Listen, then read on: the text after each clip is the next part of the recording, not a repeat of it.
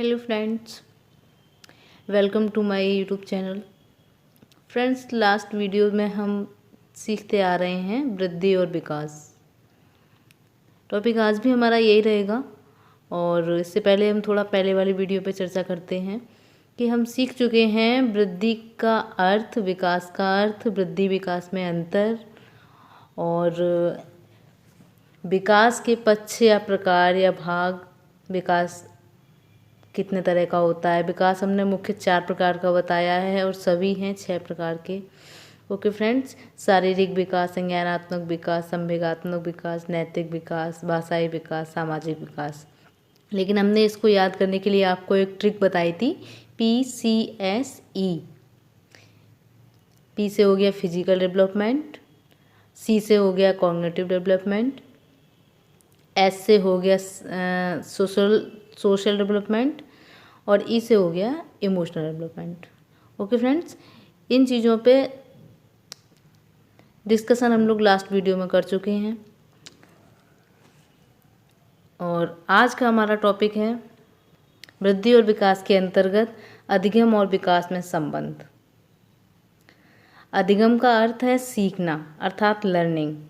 अधिगम और विकास फ्रेंड्स दोनों ही ऐसी प्रक्रियाएं हैं जो निरंतर चलती रहती हैं,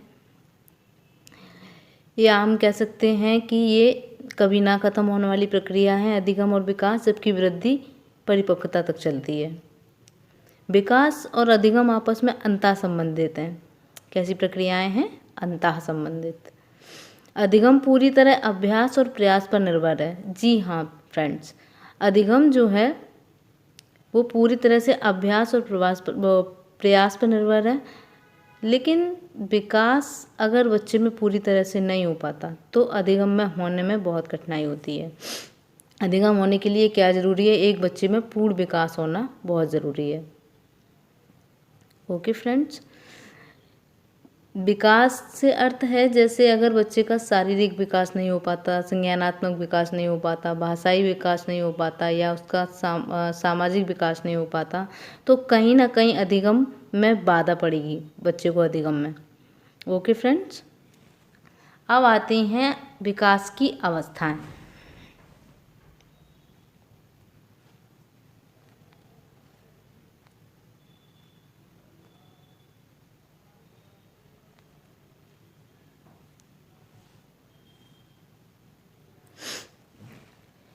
विकास की अवस्थाओं को 4 भागों में बांटा गया है। कितने भागों में बांटा गया है? 4 भागों में। कौन कौन सी हैं आइए जानते हैं। शैशवावस्था जो जन्म से 2 वर्ष तक होती है, या 0 से 2 वर्ष भी इसको कह सकते हैं। दूसरी है पूर्व बाल्यावस्था जो 2 वर्ष से 7 वर्ष तक होती है। तीसरी है उत्तर बाल्यावस्था, इसे 7 से 11 वर्ष कहा जाता है। चौथी है किशोरावस्था, इस अवस्था को 12 से 18 वर्ष की एज तक होने वाली अवस्था कहा जाता है। ओके फ्रेंड्स, अब समझते हैं शैशवावस्था। इन अवस्थाओं को समझने के लिए अगर आपके परिवार पड़ोस में कोई बच्चा हो, उसकी एज से अगर आप इन चीज़ों को मेज़र करते हुए चलेंगे तो बहुत अच्छे से समझेंगे। कोई भी हो, सभी के आस पड़ोस परिवार में कोई ना कोई बच्चा होता है जो इस एज से मैच करता है, उसको अगर लेके चलोगे आप तो बहुत जल्दी समझ जाओगे। शैशवावस्था जन्म से 2 वर्ष तक की अवस्था, इस अवस्था को बच्चे की जन्म से 2 वर्ष की अवस्था तक शामिल किया गया है। बच्चे के जन्म के बाद सबसे पहली अवस्था है, इसे शैशवावस्था कहते हैं, जिसका काल 0 से 2 वर्ष का होता है। इस अवस्था में बच्चे में सबसे ज़्यादा वृद्धि एवं विकास होता है। इस पर बच्चों पहले भी चर्चा कर चुके हैं कि जो शैशवावस्था होती है, इस अवस्था में बच्चे में सबसे ज़्यादा वृद्धि एवं विकास होता है। इस अवस्था से ही बच्चे में भाषा का विकास प्रारंभ हो जाता है। इस अवस्था को टॉय एज के नाम से भी जाना जाता है। ओके फ्रेंड, ये क्वेश्चन आ जाता है कि बच्चे की टॉय एज कौन सी होती है और आपको सारी अवस्थाएं दी जाएंगी ऑप्शन में, तो क्वेश्चन गलत नहीं करना है। ओके फ्रेंड्स, शैशवावस्था में बच्चे को समाज की जानकारी नहीं होती है। हम कह सकते हैं कि बच्चे को केवल समाज की जानकारी नहीं होती है, बच्चा ना तो सामाजिक होता है और ना ही असामाजिक होता है, उसको समाज की नॉलेज नहीं होती है। ओके फ्रेंड्स, नेक्स्ट है पूर्व बाल्यावस्था, जिसका कार्यकाल 2 से 7 वर्ष होता है। यह विकास की अवस्थाओं में दूसरी अवस्था है। इस अवस्था को सबसे ज़्यादा संवेदनशील अवस्था कहा जाता है। फ्रेंड्स याद रखिएगा, यहाँ से भी क्वेश्चन बन जाता है कि सबसे ज़्यादा संवेदनशील अवस्था किस अवस्था को कहा जाता है। तो आपको क्वेश्चन गलत नहीं करना है, इन अवस्थाओं को ध्यान से पढ़िएगा। इस अवस्था में बच्चे का भाषा विकास बहुत तेज़ी से होता है। दोस्तों इस बात को भी ध्यान रखिए कि सबसे ज़्यादा बच्चों में भाषा विकास कब होता है, तो वो होगी पूर्व बाल्यावस्था। पूर्व बाल्यावस्था में जब बच्चा होता है तब बात बहुत करता है, इसीलिए इस अवस्था को चैटरबॉक्सेज प्रश्न पूछने की अवस्था कहा जाता है। क्वेश्चन यहाँ से भी आ सकता है कि प्रश्न पूछने की अवस्था किस अवस्था को कहा जाता है या चैटरबॉक्सेज कौन सी होती है। तो दोस्तों ध्यान रखिएगा कि चैटरबॉक्सेज 2 से 7 वर्ष पूर्व बाल्यावस्था को कहा जाता है। इस अवस्था को समूह में रहने से पहले की अवस्था भी कहा जाता है या प्ले एज की अवस्था कहा जाता है। ये जितनी भी प्ले एज है, समूह में रहने से पहले की अवस्था है, चैटरबॉक्स एज है या संवेदनशील है, इन सभी जगह पे क्वेश्चन उठते हैं और आपको अवस्थाओं को ध्यान से पढ़ना है और एज को ध्यान में रखना है। ओके फ्रेंड्स, तीसरी अवस्था है उत्तर बाल्यावस्था। इसका कार्यकाल 7 से 11 वर्ष होता है। ये विकास की अवस्थाओं की तीसरी अवस्था है। उत्तर बाल्यावस्था को प्राथमिक पाठशाला की अवस्था या एलिमेंट्री स्कूल एज भी कहा जाता है। ये भी सीधा सा क्वेश्चन बन जाएगा कि एलिमेंट्री स्कूल एज किस अवस्था को कहा जाता है या प्राथमिक पाठशाला की अवस्था कौन सी अवस्था होती है। तो फ्रेंड्स आपको क्वेश्चन को ध्यान में रख के डिटेल पढ़नी है कि क्वेश्चन कहाँ से बन सकता है और आंसर किस तरह दिया जा सकता है। बच्चा विद्यालय, समाज, मित्र आदि में रुचि लेने लगता है। हाँ, ये अवस्था दोस्तों ऐसी है कि इसमें बच्चा जब 7 से 11 वर्ष का होता है, उसका बचपन ही होता है। बाल्यावस्था में वो धीरे धीरे सब परिवार और उससे मित्रों से संबंध बनाने लगता है, थोड़ा परिवार से हटके स्कूल एज जब होती है बच्चा स्कूल जाने लगता है। इस एज में पूरी तरह से बच्चा स्कूल जाने लगता है या कह सकते हैं फर्स्ट क्लास में उसका एडमिशन हो जाता है। अगर प्राइमरी की बात की जाए तो प्राइमरी में वैसे भी 6 वर्ष से एडमिशन शुरू हो जाते हैं, है ना। उसी तरह से बच्चा जब स्कूल जाने लगता है तो वो परिवार के अलावा विद्यालय, समाज, पास पड़ोस और मित्रों में भी रुचि रखने लगता है। बच्चे की सामाजिकरण की प्रक्रिया भी इसी एज से प्रारंभ हो जाती है। बच्चा समाज के तौर तरीकों को सीखने लगता है। इस अवस्था को गैंग एज या झगड़ा करने की अवस्था भी कहा जाता है।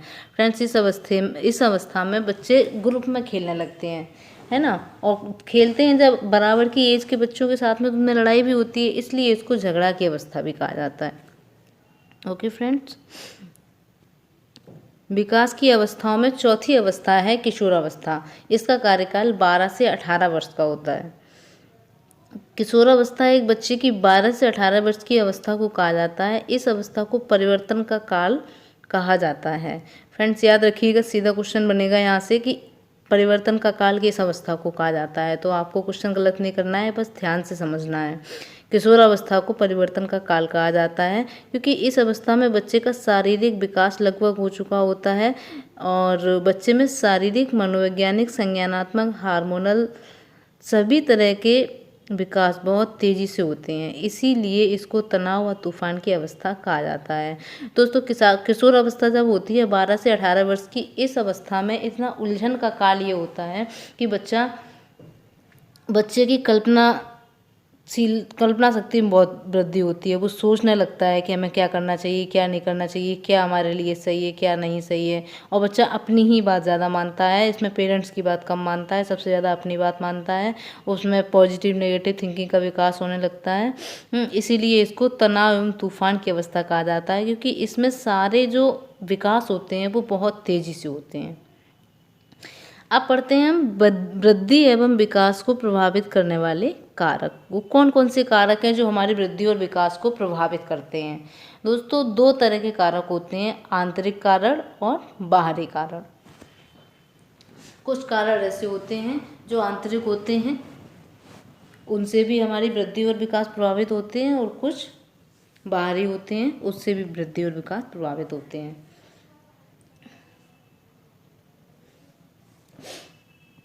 आंतरिक कारण में है कोई बीमारी, बुद्धि, स्वास्थ्य, विचार, आनुवंशिकता। अगर कोई बीमारी है बच्चे को तो भी उसकी वृद्धि और विकास पूरी तरह से नहीं हो पाएगा। अगर उसकी बुद्धि लब्धि मेन होती है, अगर उसकी बुद्धि है, बुद्धि पे अभी हम आगे टॉपिक पे भी चर्चा करेंगे कि बुद्धि कितने प्रकार की होती है, कौन कौन सी बुद्धि है, बुद्धि का आविष्कार किसने किया है ना, और बुद्धि का सूत्र भी होता है बुद्धि लब्धि निकालने का। इस पे हम अगले क्लास में चर्चा करेंगे, है ना। और होता है स्वास्थ्य।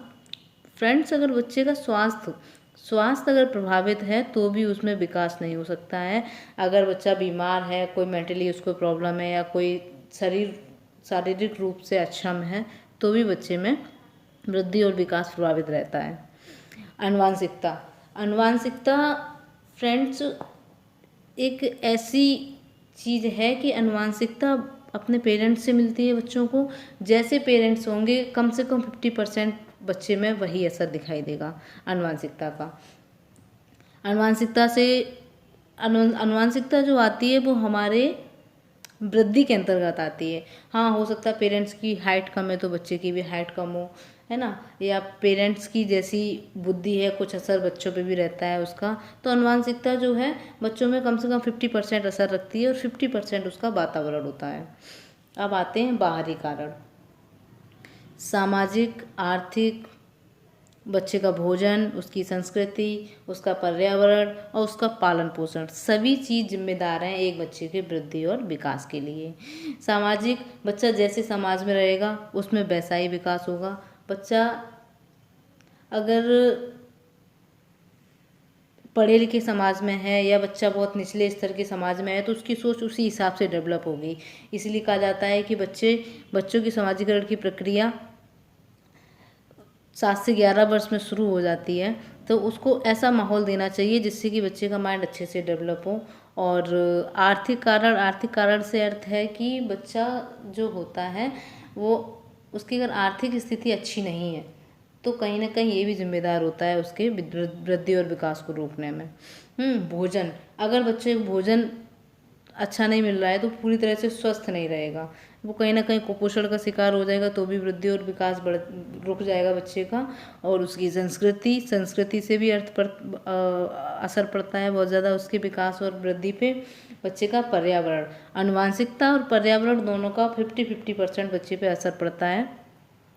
जैसा उसका पर्यावरण होगा बच्चा उसी तरह से सीख पाएगा, उसी तरह से आनुवंशिकता होती है। जो जीन्स अपने माँ बाप से बच्चों में मिलते हैं वही बच्चों में असर रहता है। उसके बाद है दोस्तों पालन पोषण, ये भी बहुत बड़ी भूमिका निभाता है बच्चों के वृद्धि और विकास में। जैसा बच्चे का पालन पोषण किया जाएगा, जो बच्चा अनुकरण करता है, जैसे उसके बड़े करेंगे वही बच्चा सीख के खुद करता है। ओके फ्रेंड्स, आज के लिए इतना ही, और आज ये टॉपिक हमारा फिनिश हो गया है। अगले वीडियो में हम मिलेंगे, इसी से संबंधित क्वेश्चन करेंगे जिससे आप लोगों का पूरी तरह से कॉन्सेप्ट क्लियर हो जाएगा। फ्रेंड्स, क्लास कैसी लगी इसके लिए कमेंट बॉक्स में कमेंट करके मुझे मोटिवेट करें, और अगली वीडियो में हम आपको इसी क्वेश्चन के साथ मिलेंगे। आज ये टॉपिक फिनिश हो गया, नेक्स्ट टॉपिक के साथ अगली वीडियो में मिलते हैं। Okay friends.